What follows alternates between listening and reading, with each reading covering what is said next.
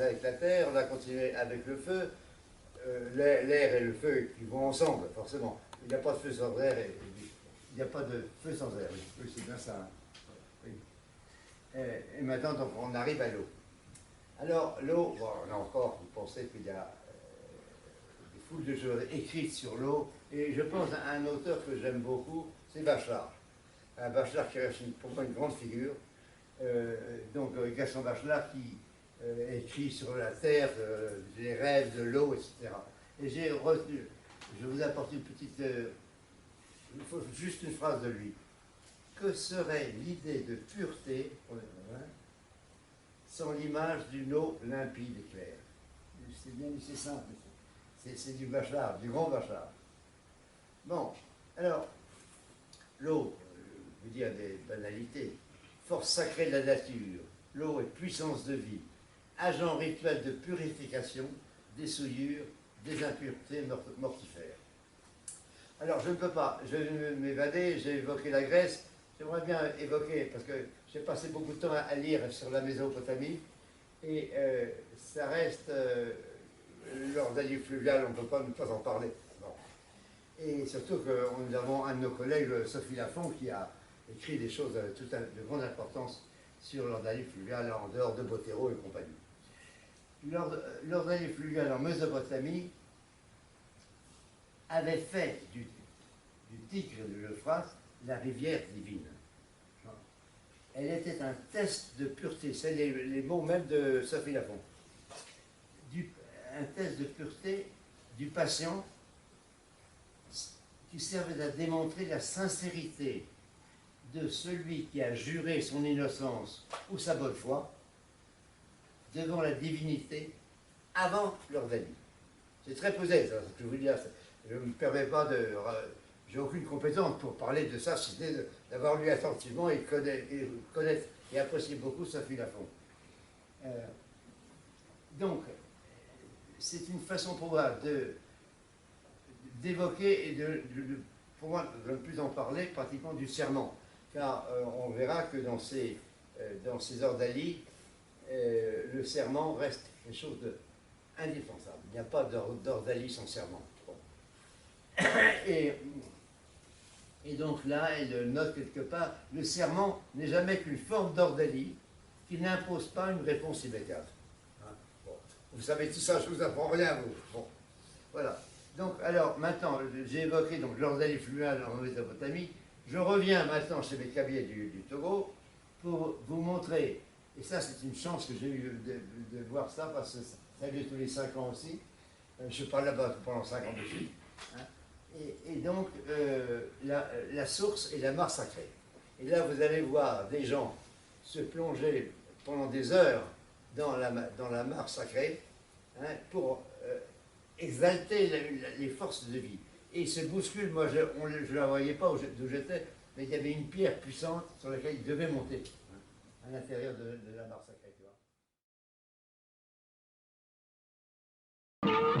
De la mare sacrée sortent les êtres humains. Tous les 5 ans, la mare est vidée en présence des condamnats et l'aspersion dure plusieurs heures. L'eau de la mare est censée régénérer l'âme et le corps, et tous, comme subitement rajeunis, vont s'efforcer de monter sur la pierre de la puissance, Dombier, autour de laquelle tout le monde se presse et se bouscule.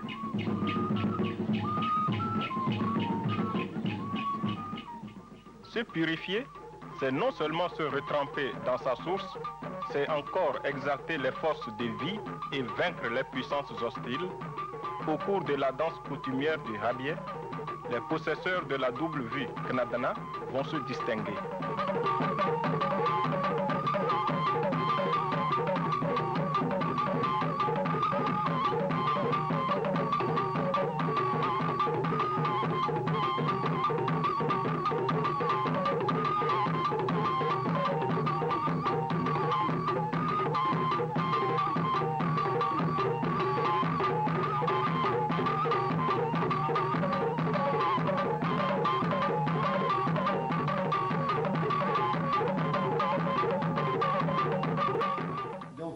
Je crois que j'ai évoqué l'eau deux occasions, la mare sacrée, la case basse d'eau dans laquelle on plonge la main. Bon, on va passer maintenant, alors, maintenant, on s'achemine tout doucement vers la seconde partie qui est consacrée aux ordalies du feu, en gros. Hein. Bon, alors,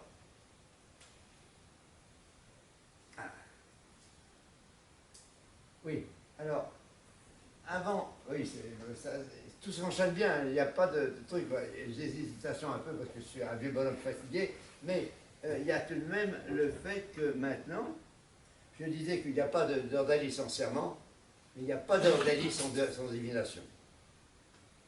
Comment voulez-vous que les ordalies, qui servent avant tout à ce dont je vais vous parler un peu rapidement, mais d'une façon, enfin, des choses que j'ai quand même pas mal un peu étudiées, donc il va y avoir des devins. La divination reste quelque chose de fondamental. Comment on va, les ordalies servent avant tout à régler des problèmes de sorcellerie, et Dieu, si la sorcellerie actuellement fait des ravages en Afrique, ça on n'en parle pas beaucoup, hein. Mais c'est des ravages, on voit ça de près. Et pour des raisons très simples que je vais vous expliquer, bon, en quelques mots, rapidement. Donc, nous allons donc maintenant voir les devins. Hein? Un petit groupe de devins, c'est ça. Oui, ben, je n'ai pas besoin de... Oui, alors, je les connais, ben, j'étais là, oui. Je me rappelle, c'était un... Ah oui, alors, il y a deux endroits, deux villages dans lesquels j'avais filmé à l'époque, donc c'est deux devins. Un qui était un petit devin ordinaire, et un autre un devin extraordinaire. Ma femme vient, cette année, je l'avais accepté qu'elle vienne m'accompagner. Bon, et donc, on va voir ces devins. À peine, là, croyez-moi, il n'y a pas de trucage. À peine il a vu ma femme, il a dit, madame, vous avez 3 enfants. Bon, encore, bon. L'aîné, un garçon, une fille qui est célèbre maintenant, j'en parle pas, et un garçon, c'est lui. Et oui, j'ai du mal à penser ça. Hein. Et bon, d'accord, oui. Et puis un second qui n'est pas là ce soir, qui est ailleurs. Il est lui, il se balade beaucoup en Europe. Bon, enfin voilà, donc c'est pour vous dire que la divination, dès que, alors voilà, ça, je vais rentrer quand même là-dedans maintenant.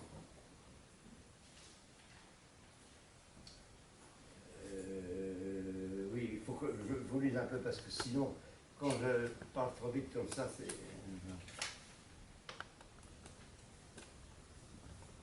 Oui. Bon, on va voir. Alors,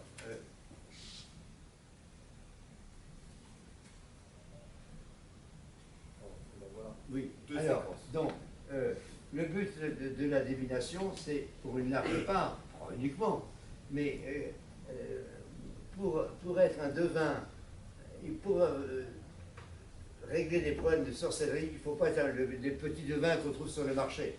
Ce sont des gens qui ont déjà des compétences, ce n'est pas des charlatans, hein. Ce sont des gens qui ont un savoir de la nature, une connaissance de la nature, à leur niveau, connaissance des plantes, tout ça. C'est des gens qui, oui, des gens savants. Bon. Alors, je vais vous lire ça quand même, c'est mieux. Je mets dévoiler, justifier des faits et actes sorcellaires d'individus malfaisants. La sorcellerie n'est pas une histoire qui vient d'un diable. La sorcellerie, c'est quelque chose que portent en eux des individus malfaisants. Là, j'essaie d'exprimer tout à fait leurs pensées, mais c'est pas moi qui parle là, je parle au nom de ceux qui m'ont appris tout ça. Je l'ai appris avec eux. Bon. Par définition, donc, ces actes sorcellaires sont secrets et cachés, en l'absence de... Il n'y a pas de preuve. Non. Donc, il implique de recourir à des procédures de divination, c'est donc nous venons de parler, de serment, et en dernier lieu, aux ordalies. Vous voyez, il y a donc 3 choses qui vont s'enchaîner. Divination, serment, ordalie. Ces 3 choses. Et ça, je ne veux pas ne pas penser à Lucien Lévy-Bruhl, quand on a réédité, il y a quand même 10 ans, en 2000, c'est un très grand bonhomme. Hein. Lévy, je trouve que c'est un peu éclipsé, un peu rapidement à mes yeux. ceci dit, l'un et l'autre sont des grands messieurs, et donc il avait, je ne sais plus ce que j'allais dire. Bon, alors, donc on a affaire à trois justices, si vous voulez, qui sont des justices, tout ça de l'invisible, hein, aussi bien divination, hein, mais tant qu'il y a devin que vous avez consulté parce qu'il y a quelqu'un qui est malade, quelqu'un qui meurt, dès que quelqu'un meurt, le jour même ou le lendemain, on appelle un devin. Ça je n'ai pas pu le mettre là, mais je l'ai filmé ailleurs. Et donc on le voit à l'entrée de la maison et il va être appelé à répondre à des questions. Pourquoi il est mort? Il y a toujours quelqu'un qui intervient. Oui. Intervient directement pour faire mourir quelqu'un ou participer de loin ou de près à sa mort progressive, enfin, si j'ose dire. Donc, la première chose à faire, c'est qu'on interroge le défunt pour savoir la cause de son décès. Ou bien c'est un manquement à une obligation familiale, il n'a pas fait ce qu'il aurait dû faire sur le plan de sa famille, ou bien il a transgressé un interdit primordial, comme je le disais d'ailleurs, les interdits primordiaux, bon, on en a évoqué déjà un ou deux, ou bien tout simplement l'activité maléfique d'un proche ou bien d'un tiers. Donc, le problème, pour être devin, heureusement tout le monde n'est pas devin, mais ils sont assez nombreux, ceux qui possèdent profondément ce qu'on appelle le kenao, la clairvoyance. Bon. Et vous naissez, pour certains, vous naissez clairvoyant, kenao, à la naissance. D'autres pourront, ça pourrait être un peu plus tard. Mais ça vient d'où ça? Eh bien souvent ça vient de la transmission d'un ancêtre.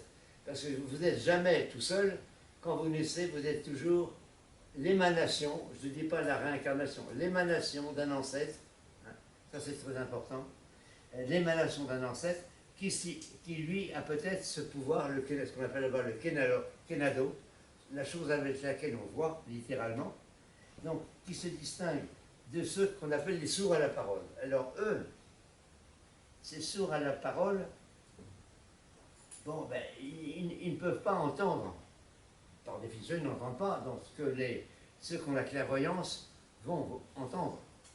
Or, qu'est-ce que vont faire ceux qui ont ce pouvoir, cette force de voir, de clairvoyance? Bon, ils vont se promener en forêt, et là, ben, la forêt, il y a bien des gens dedans. Hein. Et qui? Il y a des aléois. Ah, ça, les aléois, c'est des diables, des petits diables. Alors, diable, je prends le mot, laissez le mot diable. Ce sont les esprits de la brousse. On est dans la brousse, c'est-à-dire dans des espaces non cultivés. Il y a toujours l'opposition entre la terre cultivée et la terre non cultivée. Puis il faut ajouter les bois sacrés. Là, on ne peut pas parler de tout en même temps. La terre, quand on pense la terre, c'est trois choses. Chez eux, donc les bois sacrés, qui sont les lieux de mémoire où l'ancêtre est venu fonder le clan, et le grand ancêtre, qui est lui, fondateur du clan, et qui donc, pour eux, est descendu du ciel. Oui. Alors, donc, dans une population, comme il y a beaucoup de cités, il y en a beaucoup qui sont descendus du ciel. Oui. Bien. Ouais. Alors maintenant, donc, le Kenado, celui qui voit, bon, donc il se promène, il est appelé, attiré par ces esprits, ces petits esprits assez difformes, ils sont petits, ils sont pas beaux les aller voir, mais ces esprits, bon, ils essayent de les attirer, pourquoi? Pour en faire un festin diabolique, pour les manger. Bon. Alors eux, ils ont le Kenao, donc ils sont en rapport avec eux. Il y a un espèce de, appelons un pacte si vous voulez, qui se joue entre eux. Alors il y en a un qui gagne, l'autre qui perd, c'est clair. Celui qui gagne, bon, mettons que ça soit celui qui a le Kenao. Bon, donc lui, il va devenir un devin. Enfin, il va pouvoir exercer son rôle de devin parce qu'il a donc cette clairvoyance, et donc ces esprits, ces aléoires, il va les domestiquer et ils vont le servir. À l'inverse, donc ce sont ces esprits qui gagnent la bataille, si j'ose dire. Bon, mais à ce moment-là, c'est eux qui vont mourir. Ils vont mourir parce qu'ils vont les manger, etc. Ils vont faire leur banquet satanique. Voilà. Bon, j'en ai dit suffisamment parce qu'on pourrait parler de ça, c'est très compliqué tout ça. Je donne là des choses, à mes yeux, essentielles pour que vous puissiez suivre la suite.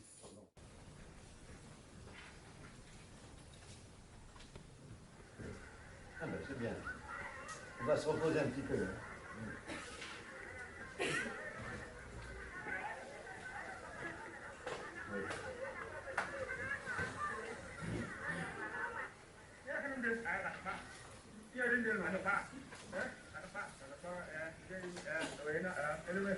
Bon, ça se passe au marché. Au marché, il se passe beaucoup de choses. Hein. Les devins viennent là pour répondre à des demandes de gens qui veulent savoir pourquoi un tel est malade, etc. Vous voyez là, c'est une façon très simple avec la main, et des coquillages qui représentent la parole, des coquillages qui tiennent dans la main. Et donc là, il répond aux questions qu'on lui pose.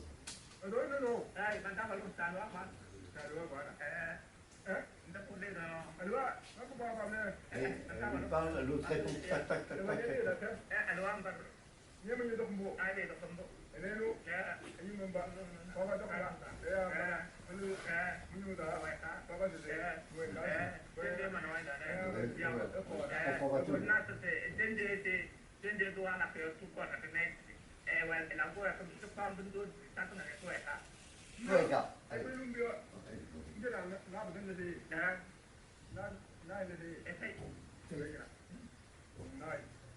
J'attrape quelques mots, mais je ne crois pas, je comprends tout. Hein. Alors, donc là, voilà, donc il dit il faut donner une poule, etc. Alors ça c'est là le grand devin que ma femme a vu, a rencontré.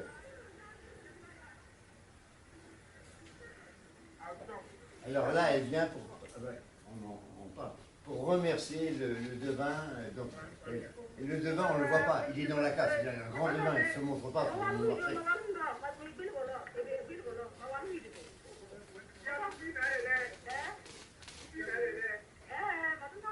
Il parle du devin qui est à l'intérieur.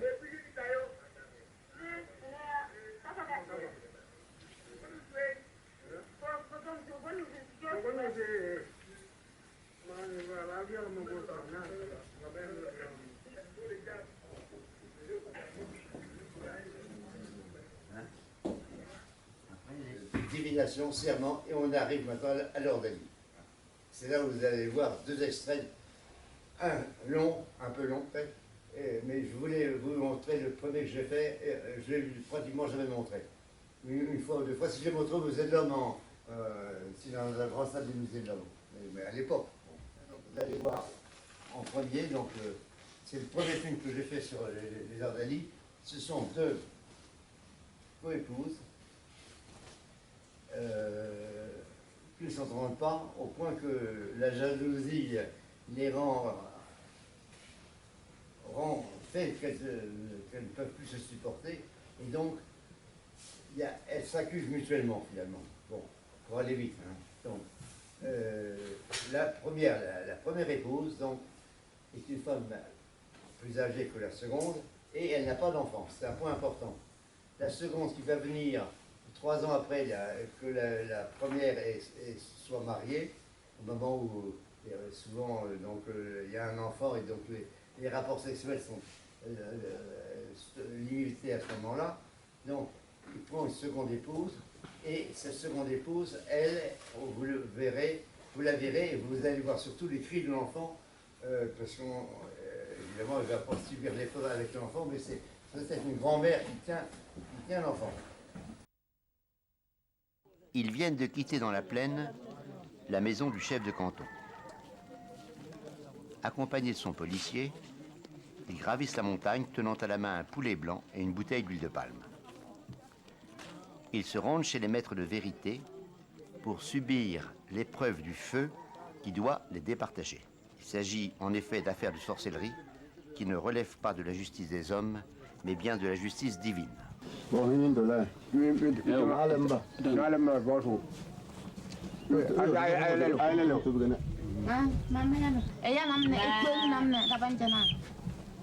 Deux coépouses s'affrontent. Pialo est accusée d'avoir jeté un sort à Adjoua. Elle a pris l'initiative de porter plainte et elle intervient en premier.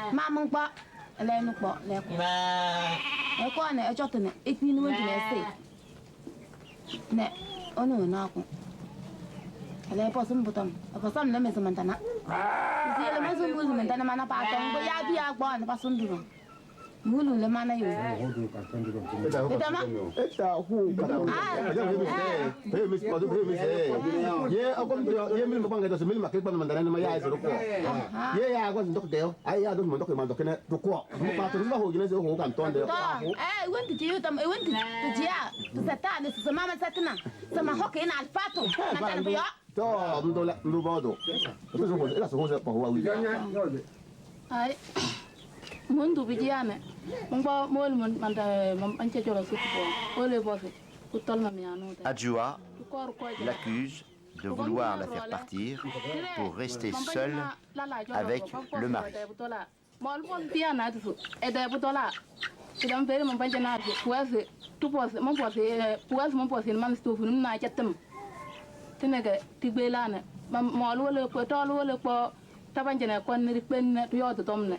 Se on dana se ni yom dun no e yam da du yo ko da ko wu so da ne yo so nyo de se ko no ti aga ro ne ye pu na le pa yo de ye bi tala le ne ti aga re nyoto po le pusiem na pen ne ran be so ane mon banje we ba chele do ma de ma dan be so yo jo le ma bisna pen ne tuol ne se pere uyo bo sa se yo so le re nyoto se ke sen so la se ma ne re ni nyoto se onu ni no se ne to bare nyoto ele ta pingu yo to mbe chone pati ene monjo to gubu indi mones man so le e bo sunse mbole ta pingu yo manta ene kana ngumo hu le yo ne ko mi dama da se ne ba pa ya ba pa se on lakina mandam nyati ya patale te ya hu mo le dam ba patale ka panse ko yo mono nyu ta ga bijo se o te me ndo do me ka se si o me o sin se male na manga se ha to ko yo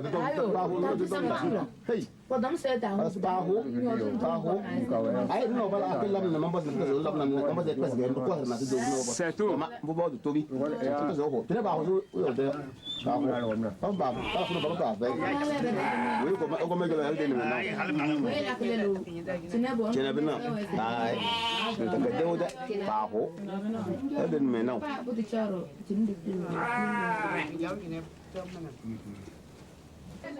C'est maintenant l'affaire des deux coépouses. Elles viennent s'asseoir devant la case des ancêtres.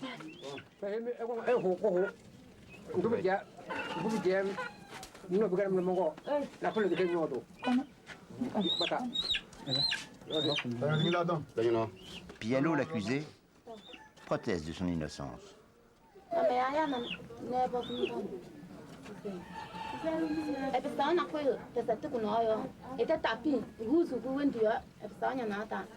Elle se défend d'avoir jeté un sort à Adjoua.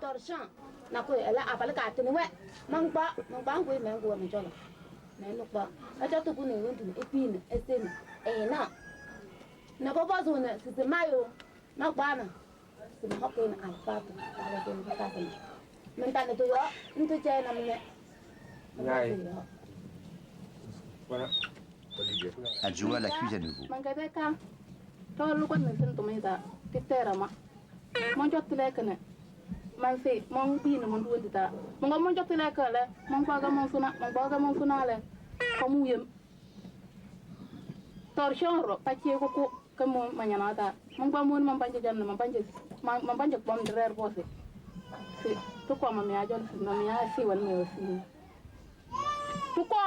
tu ko ci na dole man banje na la la jolo ka bete papa ro bosro tom ko en tondo to lo bos tiya na ti tom ko en tondo man tom ko en tondo ono wa jalo ai ba de hombo he mi ba ni de hombo mo ko na mo na de ma ba de akala kan man bo sala mo to se ke mi ni ju ku ale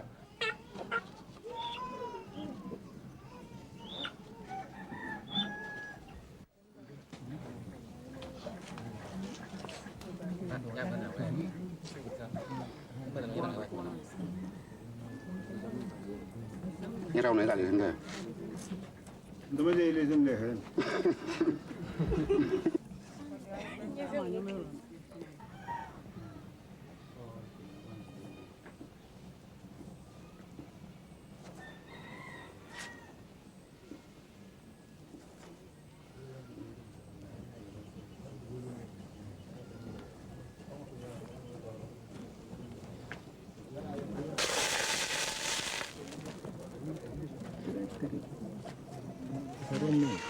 Le rituel du feu est identique.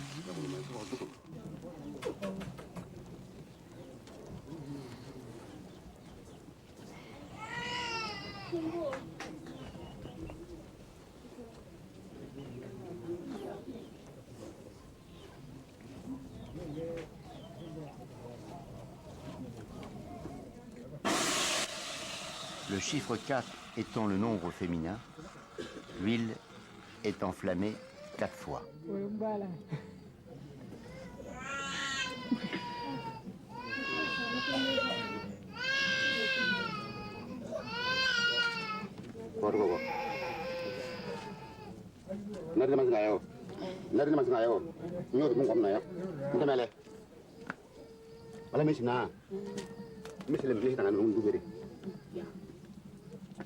Pialou affirme, pour la dernière fois, qu'elle n'est en rien coupable.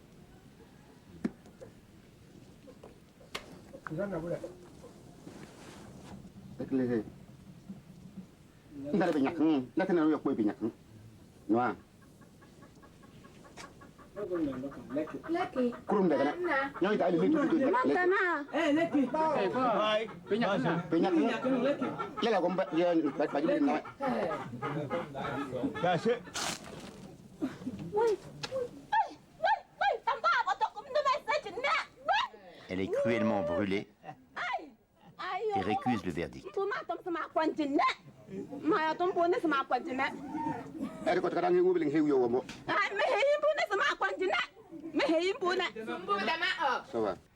L'épreuve étant contradictoire, il ne suffit pas qu'elle soit brûlée pour que la vérité triomphe.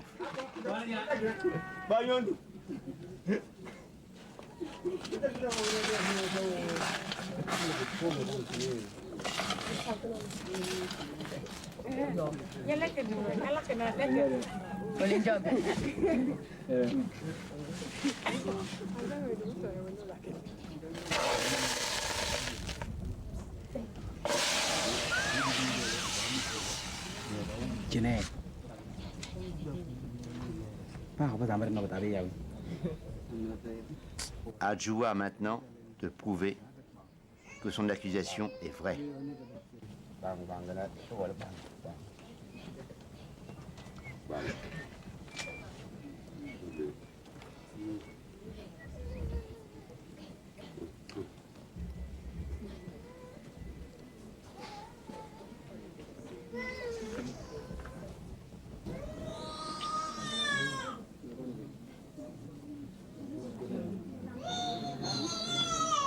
Bon, vous devez y aller.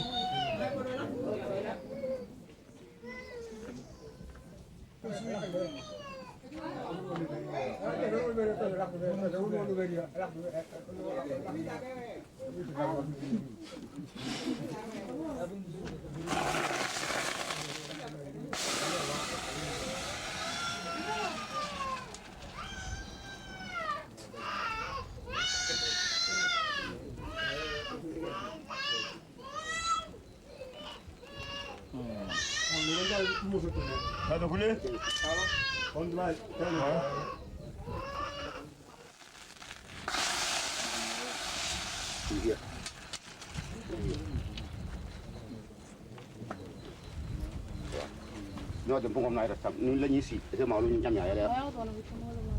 Ke ya ma lu ni na men dran. Nhớ rồi, đi làm qua. Mungom na ta lu je chango. Ai muốn tụ kia, chỉ muốn tụ le, nông bao muốn anh bạn chân này bao giờ, mình nhớ thế, bao bao có em tuần độ, mình tâm bao giờ, có em tuần độ. Voilà. Thang thang. Có nhị bị hầm đó hay là cái cái nó mà này. Tau pulila ke la. Ni silim.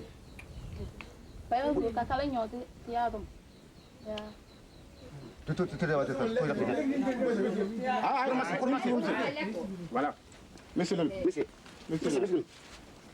Convaincue de son bon droit, avec une assurance paisible, elle prend tranquillement l'anneau et le dépose dans la calebasse d'eau.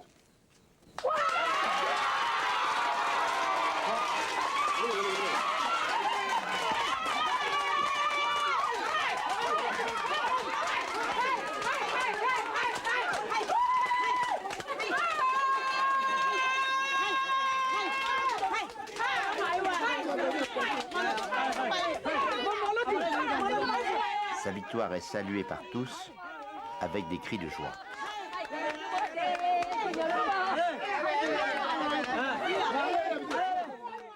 Donc là, vous les avez vus tout à l'heure, on arrive en haut, on les fait asseoir à l'intérieur d'un hémicycle de pierre, de grande pierre.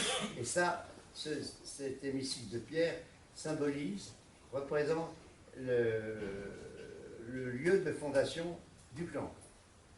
Vous voyez, c'est quand même très important. Et là, il y aura beaucoup de cérémonies à l'intérieur de ces grandes pierres qui sont comme ça. Bon. Donc c'est là où, pour la première fois, on ne le voit pas là parce qu'on a raccourci les choses. Le devin ordaliste, donc, leur dit, on n'est pas là pour juger. Nous, on n'y connaît rien. C'est Dieu qui juge. Donc, bien. Donc, ils font leur déposition, on leur dit dépêche-toi, fais, résume, ils racontent un tas de trucs là, le linge, bon, ça ne les intéresse pas, c'est pas leur problème. On n'est pas dans le problème des faits là, on est dans les problèmes des faits. Dès maintenant, j'appelle votre attention là-dessus, sur les paroles qui seront prononcées. Et là, on est toujours en face de paroles qui, si elles sont mensongères, donc entraînent des catastrophes pour elles. Bon, donc maintenant, je crois qu'on peut continuer là. On passe à un second lieu.